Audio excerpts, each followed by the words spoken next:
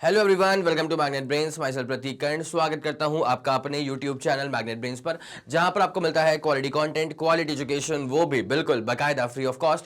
KG से लेकर के क्लास 12 तक का पूरा एजुकेशन सब आपको मिल जाएगा डिटेल्ड वीडियो फॉर्मेट में। और अगर आप हिंदी मीडियम के स्टूडेंट हैं तो फिर आप जानते हैं क्या करना है आपको। मैग्नेट ब्रेन्स का हिंदी मीडियम चैनल भी है, जा करके सब्सक्राइब कर लीजिएगा और याद से, एकदम याद से नोटिफिकेशन को ऑन कर लीजिएगा। ठीक है, इससे होता क्या है ना कि जैसे हिंदी मीडियम के चैनल पर कोई भी वीडियो अपलोड होगा, चाहे वो कोई लाइव क्लास हो, अपडेट हो, रिकॉर्डिंग हो, तो उसकी जानकारियां, उसकी नोटिफिकेशन सबसे पहले आप तक पहुंच जाएंगी। आप किसी भी कंडीशन में कुछ भी मिस आउट नहीं करेंगे। बस एक बात का आप खास ख्याल रखें कि हिंदी मीडियम के चैनल पर क्लास 6 से क्लास 12 तक का पूरा कंटेंट अवेलेबल है। कौन कौन से स्टेट बोर्ड्स हैं सर? तो एमपी बोर्ड है, बिहार बोर्ड है, यूपी बोर्ड है, राजस्थान बोर्ड है और दिल्ली बोर्ड है।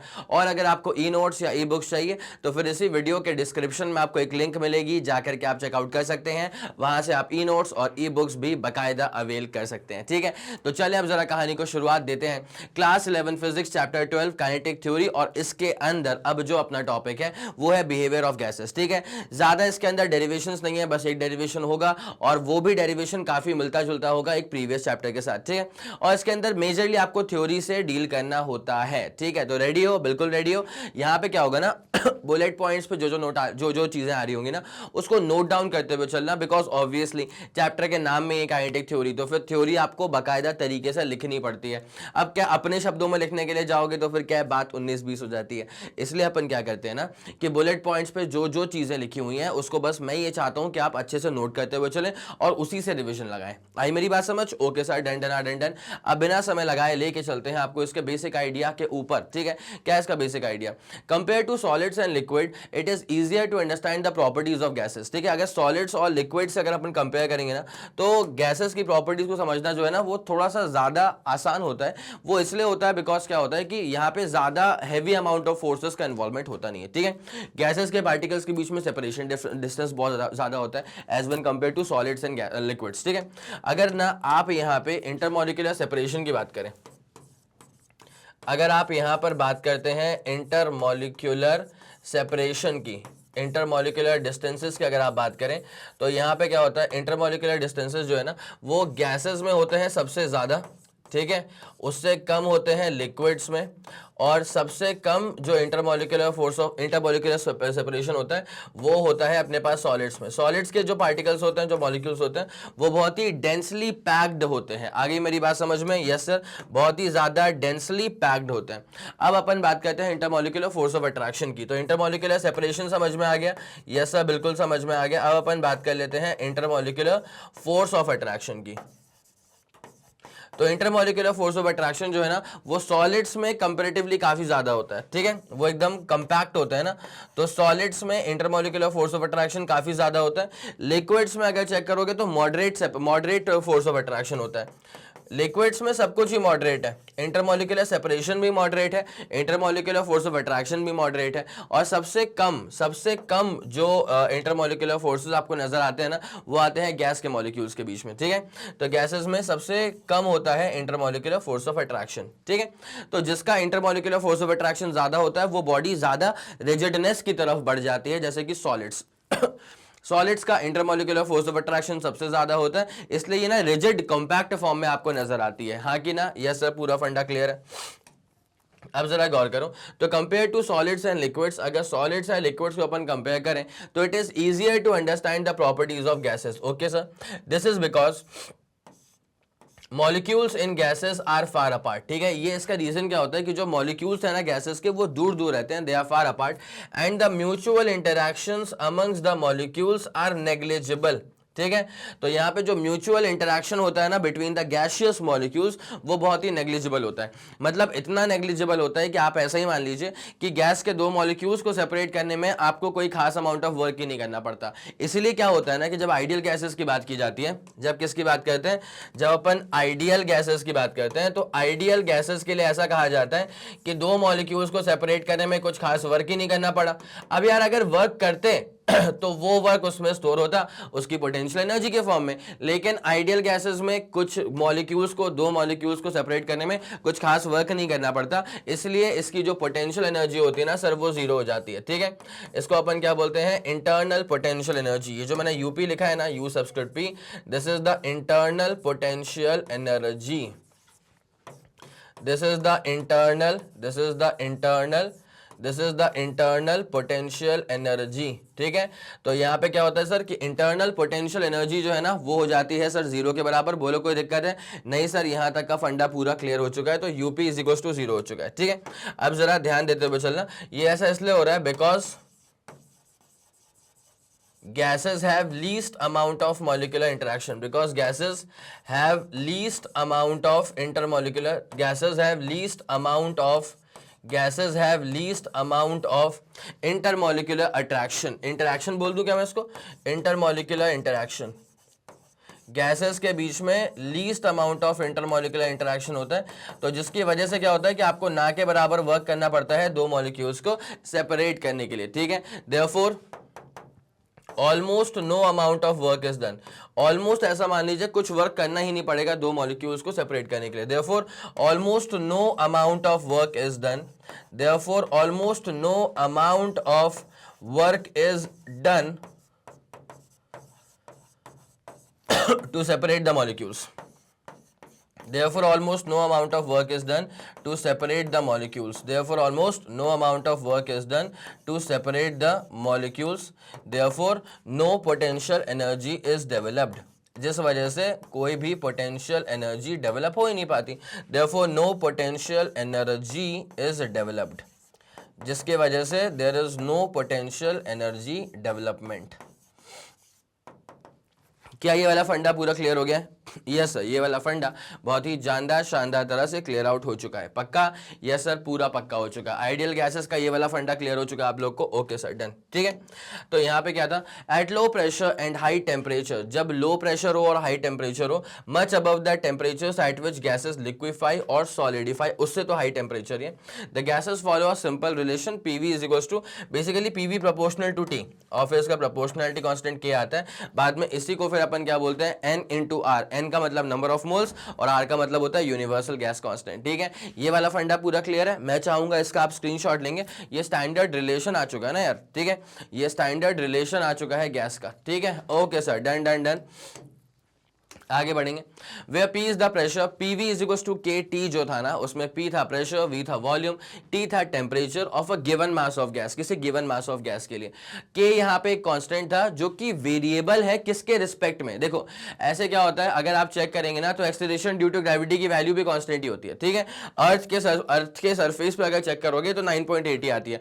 तो अब क्या है, इतने सारे क्वेश्चन सॉल्व कर लिए, हर जगह 9.8 या चलो अप्रोक्सीमेटली 10 पकड़ के रखा है, लेकिन कहने को तो वो कांस्टेंट हो गया, लेकिन क्या ये किसी और चीज को वेरी करने से वेरी नहीं हो रहा है क्या? सर हो रहा है ना। अगर मैं बॉडी को एक डिसेंट हाइट पे लेके चले जाऊंगा तो फिर जो एक्सेलरेशन ड्यू टू ग्रेविटी की वैल्यू है वो 9.8 नहीं रहने वाली, वो 9.8 से कम हो जाएगी, ठीक है।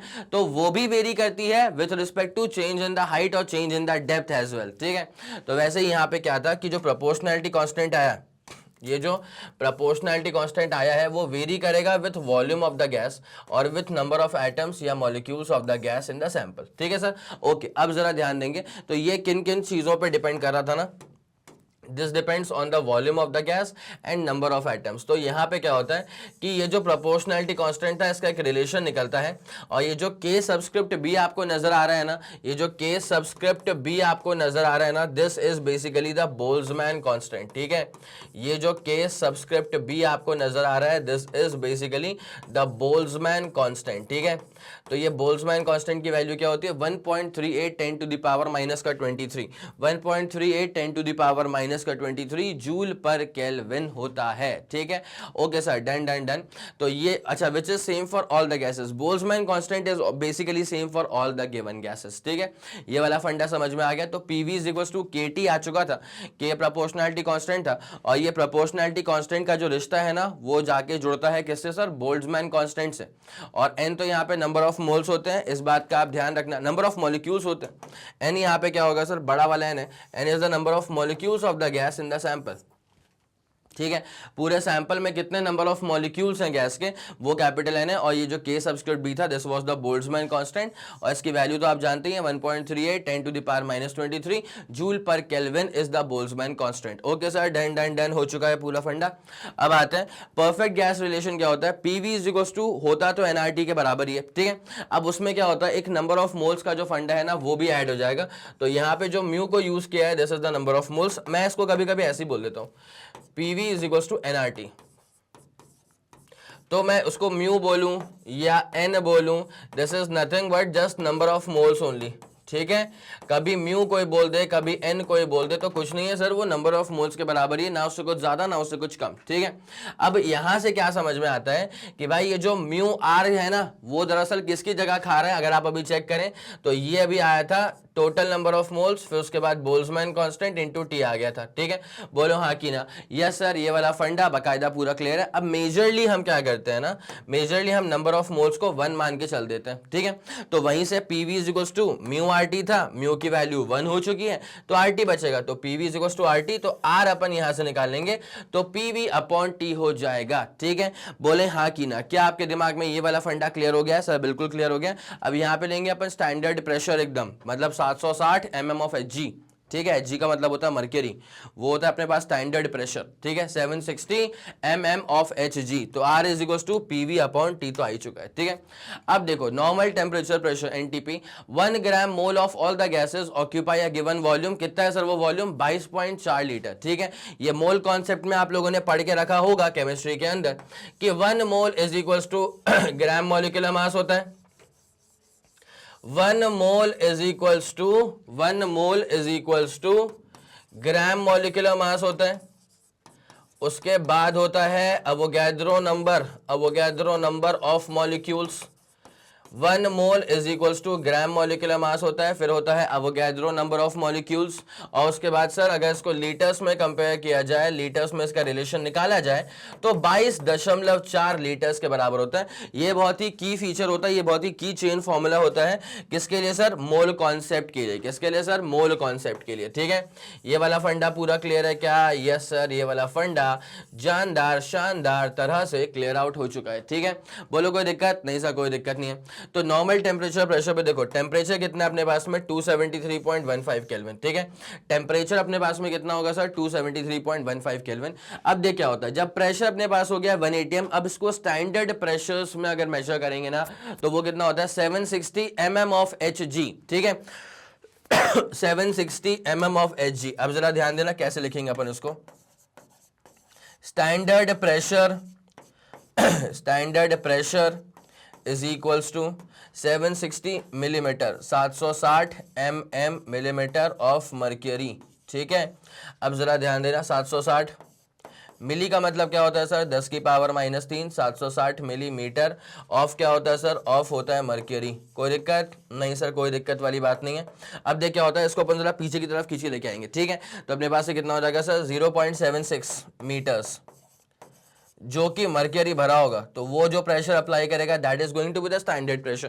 तो 0.76 मीटर का जो मर्क्यूरी कॉलम होगा ना, वो जो प्रेशर अप्लाई करेगा that is going to be 1 atm के बराबर, 1 एटमॉस्फेरिक प्रेशर, ठीक है। तो यहाँ पे कितना हो जाएगा? अब जरा गौर करना, प्रेशर को अपन कैसे इवेल्युएट करते हैं सर? प्रेशर का इवेल्युएशन का बेसिक फॉर्मूला क्या होता है? H इंटू रो इंटू जी, ठीक है। प्रेशर के इवैल्यूएशन का बेसिक फॉर्मूला क्या होता है sir? H into rho into g. ये हम लोग देख चुके हैं हाइड्रोस्टैटिक्स के अंदर, ठीक है। ओके सर, H कितना आ गया अपने पास में? मीटर्स में अगर चेक करें तो 0.76 मीटर्स के बराबर आ चुका है। उसके बाद डेंसिटी किसकी होगी सर? डेंसिटी होगी मर्क्यूरी की, तो वो होती है 13.6 10 टू द पावर 3, ठीक है। तो H हो चुका है, रो का मतलब क्या हो जाएगा? 13.6 और 10 टू द पावर 3 हो जाएगा। और उसके बाद G की वैल्यू को 9.8 लेके रखा हुआ है, या फिर अप्रोक्सीमेटली 10 पकड़ लो, कोई दिक्कत वाली बात नहीं होती है। इस प्रेशर को अपन कहते हैं 1 atm स्टैंडर्ड प्रेशर, या फिर मर्क्यूरी के रेस्पेक्ट में बात करनी है तो 76 सेंटीमीटर। अरे 0.76 मीटर का मतलब क्या होता है सर? 0.76 मीटर का मतलब होता है 76 सेंटीमीटर। तो 76 सेंटीमीटर का जो मर्क्यूरी कॉलम है वो जो प्रेशर अप्लाई करेगा उसके बेस पे दैट इज 1 atm के बराबर स्टैंडर्ड प्रेशर, ठीक है। अब देखो क्या होता है, अब तो अपन को यहां से निकालनी होती है यूनिवर्सल गैस कांस्टेंट R की वैल्यू, ठीक है। हम लोग जानते हैं बाय फॉर्मूला कि आर क्या है सर, आर है अपने पास में पीवी अपॉन टी। आर क्या है अपने पास में सर, आर है अपने पास में पीवी अपॉन टी। प्रेशर मालूम चल गया अपने को, यस सर बिल्कुल मालूम चल गया। एच रो जी से निकाले हैं, एच क्या था 76 मतलब 760 mm ऑफ एच जी, मतलब 0.76 मीटर, मतलब 76 सेंटीमीटर, ठीक है। उसके बाद में अपने पास में एच रो जी कर लिया। उसके बाद में वी का मतलब है वॉल्यूम, एक मोल में कितना होता है 22.4, एक मोल में कितना होता है सर 22.4 लीटर के बराबर। तो वॉल्यूम कर लिया अपने 22.4। और उसके बाद नीचे कितना आएगा टेम्परेचर, स्टैंडर्ड टेम्परेचर लिया 273.15 केल्विन्स में लिया, स्टैंडर्ड एसआई यूनिट्स में लेके चला।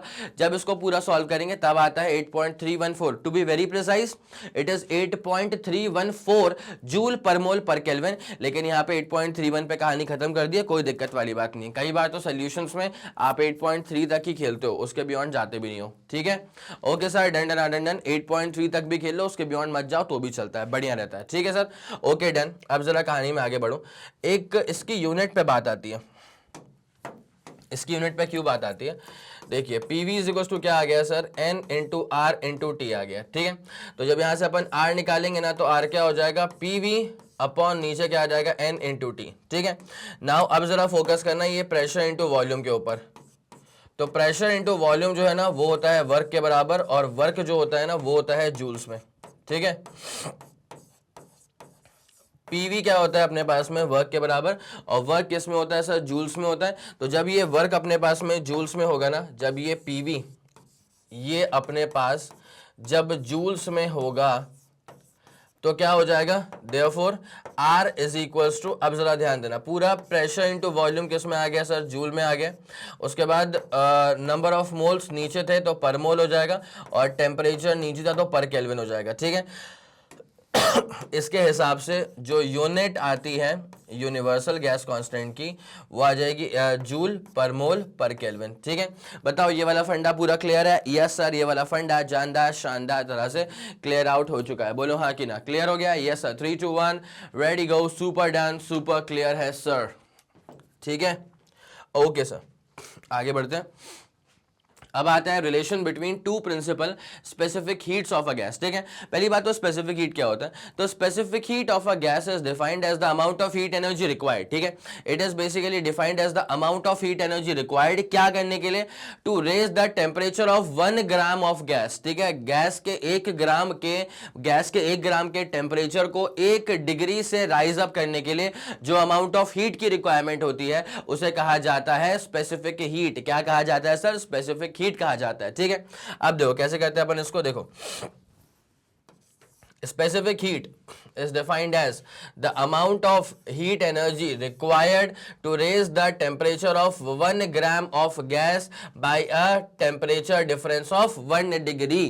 मतलब अगर 1 डिग्री से टेम्परेचर को राइज अप करवाना है 1 ग्राम गैस के मास को, तो जो हीट की रिक्वायरमेंट होती है ना उस अमाउंट ऑफ हीट को अपन कहते हैं स्पेसिफिक हीट। क्या कहते हैं सर, स्पेसिफिक हीट कहते हैं। तो नाउ अब इसकी जो यूनिट है जरा ध्यान देना क्या होगी इसकी यूनिट, भाई हीट का अमाउंट है तो जूल्स में ही होगा, उसके बाद मास आ गया तो पर केजी में ही होगा, और नीचे टेम्परेचर आ गया तो पर केल्विन में ही होगा, ना इससे कुछ ज्यादा ना इससे कुछ कम, ठीक है। बोलो हाँ कि ना, ठीक है सर। तो S is the specific heat, S is the specific heat हो चुका है। अब ये स्पेसिफिक हीट जो होती है ना इसको अपन क्लासिफाई करते हैं दो तरह से। ये जो स्पेसिफिक हीट होती है ना इसको अपन क्लासिफाई करते हैं दो तरह से, एक होता है सीपी और एक होता है सीवी, ठीक है। एक होता है सीपी, एक होता है सीवी। तो सीपी का मतलब क्या होता है, this is the specific heat capacity at constant pressure, this is the specific heat capacity, this is the specific heat capacity at constant pressure, this is the specific heat capacity at constant pressure है sir, बोलो हाँ कि ना।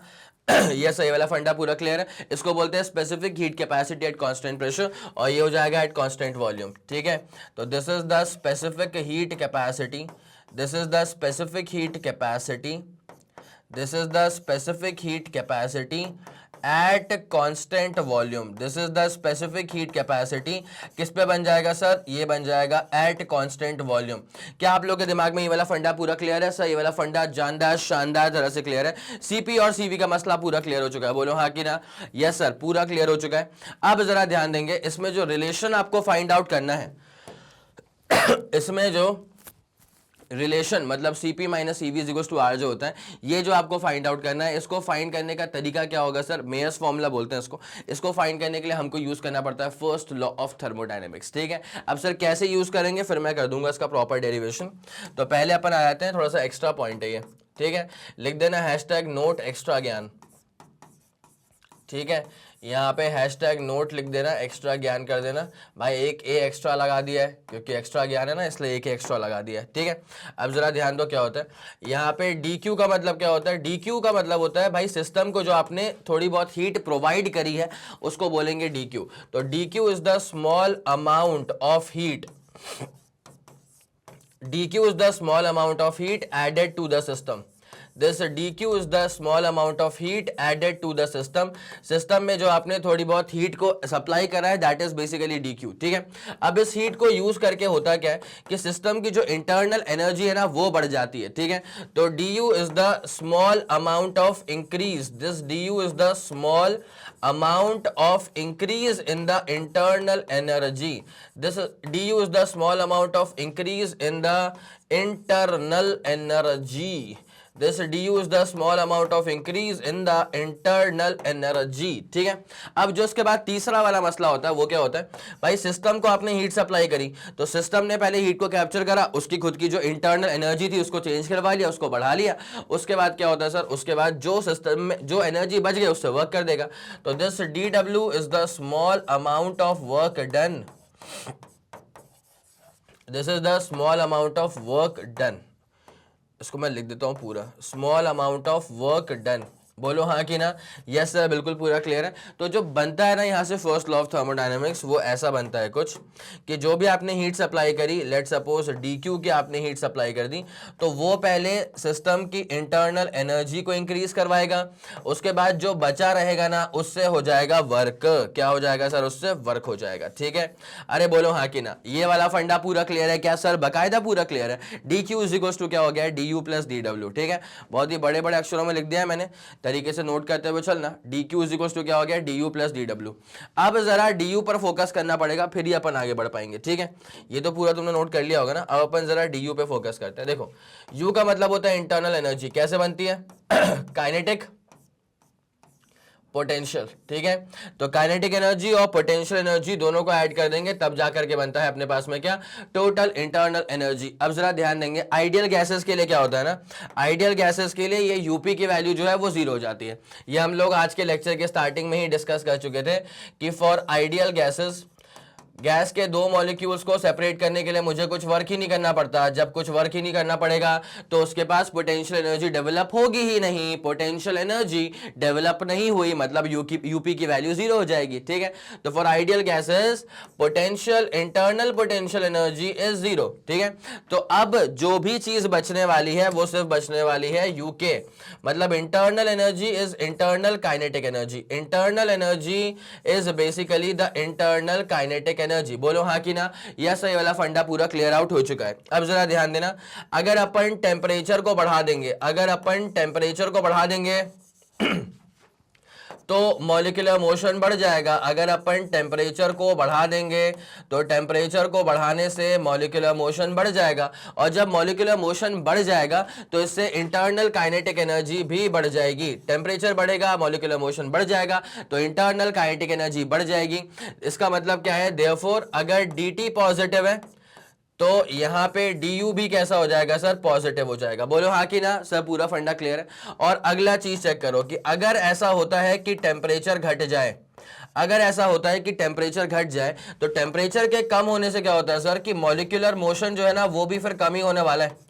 Temperature अगर decrease होगा तो molecular motion भी decrease हो जाएगा और इसकी वजह से इंटरनल काइनेटिक एनर्जी भी डिक्रीज ही हो जाएगी। और अगर इंटरनल काइनेटिक एनर्जी डिक्रीज हो गई, देखो पहली बात तो क्या है, टेम्परेचर डिक्रीज हो रहा है मतलब dt की वैल्यू नेगेटिव हो जाएगी और इंटरनल काइनेटिक एनर्जी भी डिक्रीज, तो du की वैल्यू भी कैसे हो जाएगी सर? नेगेटिव। पक्का ये वाला फंडा पूरा क्लियर है सर? पक्का पक्का वाला फंडा पूरा क्लियर है। अब मेरी बात समझना, अगर ऐसा होता है ना, देखो अगर मेरे पास दो कंटेनर्स है, दोनों में मैंने सेम चेंज इन टेम्परेचर करवाया, तो फिर दोनों में same change in the internal energy भी होने वाला है। और उससे पहले ना एक बहुत ही प्यारी सी बात थी कि साइक्लिक प्रोसेस के लिए क्या होता है सर, अगर साइक्लिक प्रोसेस है तो साइक्लिक प्रोसेस में क्या होता है कि सिस्टम अगेन उसी स्टेट पे आ जाता है जहां से सिस्टम को आपने शुरुआत दी थी। ठीक है, मान लो सिस्टम को तुमने शुरुआत दी ना, तो उस समय उसका प्रेशर था P1, वॉल्यूम था V1, टेम्परेचर था T1।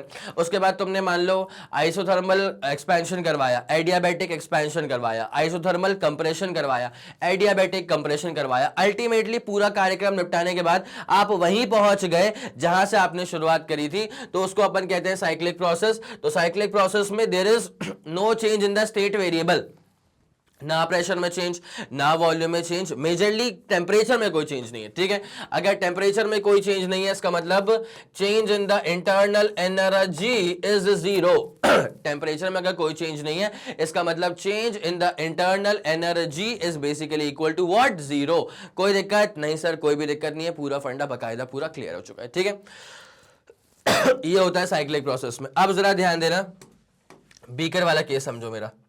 यहां पे एक बीकर ये है विथ अ पिस्टन, ठीक है, और ये है पिस्टन का हैंडल। यहां पर एक बीकर ये है विथ अ पिस्टन और ये है पिस्टन का हैंडल। ठीक है, तो अब यहां पे क्या होता है ना, यहां पे भी गैस के मॉलिक्यूल्स हैं, यहां पर भी क्या है सर, यहां पर भी गैस के मॉलिक्यूल्स हैं, और वैसे ही क्या है सर, गैस के मॉलिक्यूल जो है ना वो यहां पर भी हैं। ठीक है, तो हर जगह गैस के मॉलिक्यूल्स हैं। अब क्या होता है, जैसे मान ले कि मैंने यहाँ पे टेम्परेचर में चेंज करवाया, मैंने इसको ना मान लेते हैं कि मैंने इस पे सिस्टम पे वर्क करा, टेम्परेचर बढ़ गया, तो मैंने इसका टेम्परेचर पे चेंज करवाया 20 डिग्री सेल्सियस। ठीक है, और मैंने यहाँ पर भी टेम्परेचर में चेंज करवाया है 20 डिग्री सेल्सियस का। तो अगर दोनों ही जगह पे चेंज इन टेम्परेचर सेम है ना, तो दोनों ही जगह का जो change in the internal energy है du1 और du2, ये दोनों ही सेम रहेगा। ठीक है, ये दोनों ही सेम रहेगा। ध्यान देना, change in the internal energy first case का और change in the internal energy second case का सेम रहेगा। वो इसलिए हुआ है this happens because change in the temperature पहले वाले सिनेरियो में और चेंज इन द टेम्परेचर दूसरे वाले सिनेरियो में, दोनों में सेम था। ठीक है, बोलो हाँ कि ना? ये वाला फंडा पूरा क्लियर है? यस सर, ये वाला फंडा जानदार शानदार तरह से क्लियर आउट हो चुका है। ठीक है, इसका आप लोगों ने स्क्रीनशॉट लेके रख लिया होगा। अब मैं आपको लेकर के आता हूं मेयर्स फॉर्मूला के प्रॉपर डेरिवेशन के ऊपर। इसका तो आप लोगों ने स्क्रीनशॉट ले लिया ना भाई? इसका स्क्रीनशॉट नहीं लिया है तो जल्दी इसका स्क्रीनशॉट लो। 3 2 1 रेडी गो। सुपर डन, सुपर क्लियर है सर। ठीक है, अब आते हैं आपको मेयर्स फॉर्मूला के प्रॉपर डेरिवेशन पे लेकर के। एक बार जरा डेफिनेशन नोट डाउन कर लो, फिर कहानी को स्टार्ट करते हैं। ठीक है, फिर हो गया, डेफिनेशन को नोट डाउन कर लिया आप लोगों ने? Okay sir, done done done done. ठीक है, अब जरा आगे बढ़ते हैं इसके प्रॉपर तरह के डेरिवेशन के ऊपर। ठीक है, तो मेयर्स फॉर्मूला में सीपी और सीवी दोनों का रिलेशन होता है। अब जरा ध्यान देते हुए चलना कैसे होता है। तो पहले अपन काम करते हैं एट कांस्टेंट प्रेशर। ठीक है, पहले अपन इसमें गेम खेल लेते हैं एट कांस्टेंट प्रेशर, उसके बाद चलेंगे कांस्टेंट वॉल्यूम के ऊपर। ठीक है, तो कांस्टेंट प्रेशर पे आ जाओ बेटा। पहली बात तो ये समझो कि फर्स्ट लॉ ऑफ थर्मोडायनेमिक्स के अकॉर्डिंग चीज क्या होती है कि जो आपने हीट सप्लाई करी है ना, उससे चेंज होगा इंटरनल एनर्जी, फिर बाकी बचे कुछ से क्या होगा सर, वर्क डन होगा। ठीक है, अब जरा ध्यान देना, कांस्टेंट प्रेशर की बात चल रही थी, तो dq को तो बिल्कुल मत छेड़ो, du को बिल्कुल मत छेड़ो, dw हो जाएगा p times dv। Constant pressure है, चलेगा चलेगा चलेगा।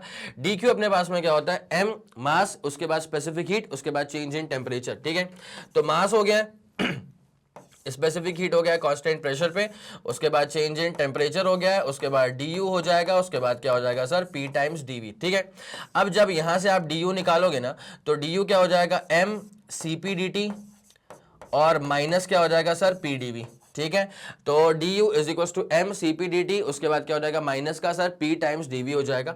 अब जरा ध्यान देना, मास तो यूनिटी था अपने पास में, कोई दिक्कत नहीं है, तो ये अपने पास cp dt और माइनस का हो जाएगा p dv। अब इसको अपन रखते हैं एज द फर्स्ट इक्वेशन, इसमें कोई दिक्कत नहीं है, इसको अपन रख लेते हैं एज द फर्स्ट इक्वेशन। ठीक है, अब अपन जो काम कर चुके हैं एट कांस्टेंट प्रेशर, वही काम अपन करते हैं एट कांस्टेंट वॉल्यूम। ठीक है, तो सर एट कांस्टेंट वॉल्यूम अगर देखा जाए जो काम कांस्टेंट प्रेशर पे हो चुका है ना, अगर सेम काम अपन कांस्टेंट वॉल्यूम पे करके देखें तो हमें क्या समझ में आता है कि जो भी आपने हीट सप्लाई करी है सर, ठीक है, क्या बोल रहा हूं मैं, जो भी आपने हीट सप्लाई करी है ना डी क्यू, वो क्या हो जाएगा sir D U plus D W, क्या हो जाएगा sir D U plus D W.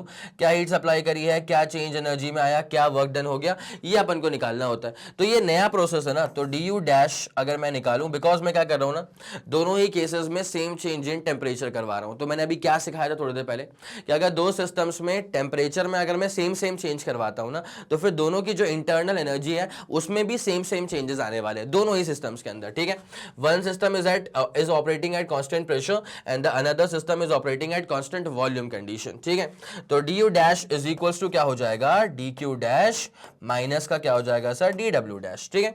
बढ़िया चल रहा है, D U dash is equals to D Q dash minus का डी डब्ल्यू डैश, बढ़िया चल रहा है सर, ठीक है। अब जरा गौर करना है इसके ऊपर अच्छे से।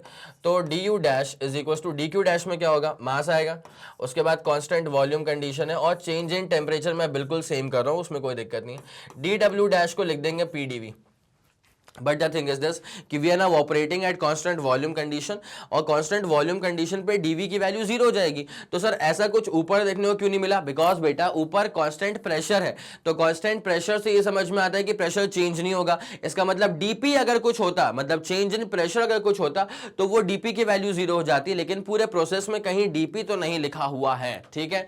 तो अपने पास में ऐसा कुछ आ जाएगा। अब जरा ध्यान देना, तो अपने पास डीवी तो जीरो हो गया यहाँ पे बिकॉज कांस्टेंट वॉल्यूम कंडीशन थी, तो M C V D T और ये जीरो हो चुका है, तो यहाँ पे D U dash is equals to M C V हो जाएगा, उसके बाद डी टी हो जाएगा, and this becomes equation number 2। ये अपने पास में क्या आ जाएगा सर, इक्वेशन नंबर 2 आ जाएगा। अब जरा आपको फोकस करना है और बहुत ही प्यार से फोकस करना है, जरा ध्यान दीजिएगा आप, ठीक है। जैसे अपन इसको इक्वेट करेंगे, ठीक है, जैसे अपन इक्वेट करेंगे फर्स्ट एंड सेकेंड को, जैसे अपन इक्वेट करेंगे फर्स्ट एंड सेकेंड वाले को, तो क्या फंडा समझ में आता है यहाँ पे, ये समझ में आता है सर, देखो m की वैल्यू तो 1 के बराबर हो चुकी है, इसको छोड़ दो ना, m की वैल्यू कितनी हो गई सर, m की वैल्यू हो चुकी है 1 के बराबर। जैसे अपन इक्वेट करेंगे तो क्या समझ में आता है, cp dt माइनस का क्या आ जाएगा sir pdv is equals to क्या आ जाएगा सर cv इंटू क्या आ जाएगा dt आ जाएगा, ठीक है।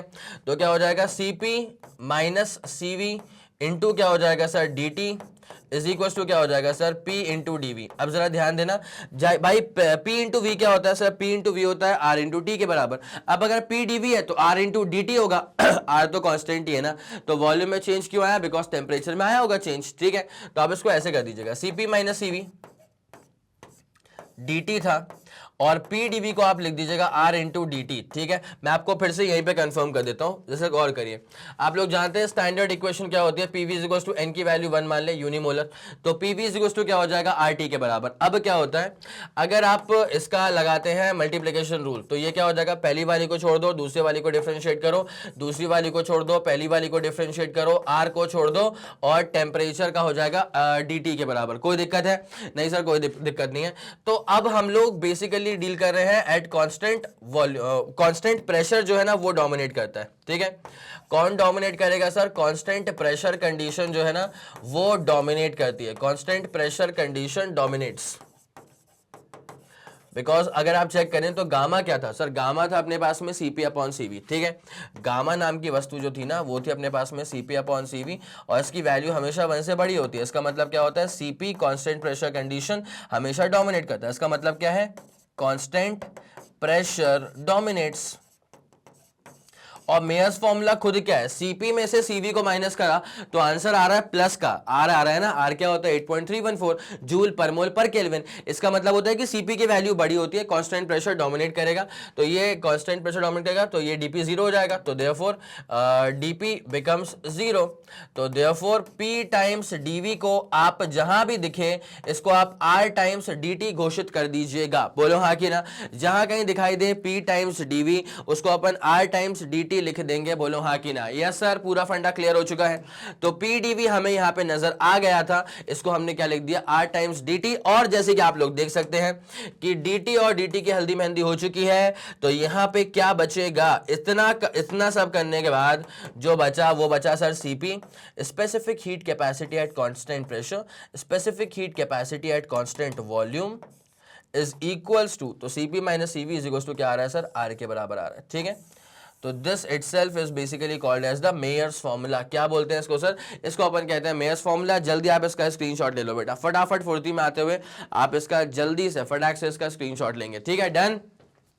ओके सर, बिल्कुल डन, डनाडन डन हो चुका है। तो ये रिलेशन भी आ चुका है अपना between two principal specific heat of a gas Cp minus Cv is equal to R के बराबर। और इसी के साथ खत्म होता हुआ हमारा बिहेवियर ऑफ गैस का पूरा प्रॉपर लेक्चर। उम्मीद करता हूं कि आपको हर एक बात जानदार शानदार तरह से समझ में आ गई होगी। अगर लगता है कि ये वीडियो आपके लिए हेल्पफुल रहा तो बनता ही है कि आप इस वीडियो को लाइक करेंगे, उसके बाद इस वीडियो को फैला दो अपने सारे मित्र मंडल में। सबको ये बात मालूम चल जानी चाहिए कि मैग्नेट ब्रेन्स के चैनल पर प्लेलिस्ट में फिजिक्स में क्या क्या शानदार चीजें ऐड हो चुकी हैं और क्या जबरदस्त चीजें आप तक और भी जल्द से जल्द पहुंचने वाली हैं। अगर आपका कोई भी फीडबैक है या सजेशन है, तारीफ है या बुराइयां या जो कुछ भी है, तो बड़ी प्यार भरे शब्दों में अपनी सारी बातें आप मुझ तक पहुंचा सकते हैं यूजिंग द कमेंट सेक्शन। इसी के साथ खत्म करेंगे इस पूरे वीडियो को। और जैसे कि आप सब लोग जानते हैं कि मैग्नेट ब्रेन्स जो प्रोवाइड करता है वो है English medium as well as Hindi medium वाली classes with entire full complete syllabus coverage. उसके बाद CBSE board, Delhi board, Bihar board, UP board, MP board, Rajasthan board और वैदिक मैथ्स क्रैश कोर्स और स्पोकन इंग्लिश।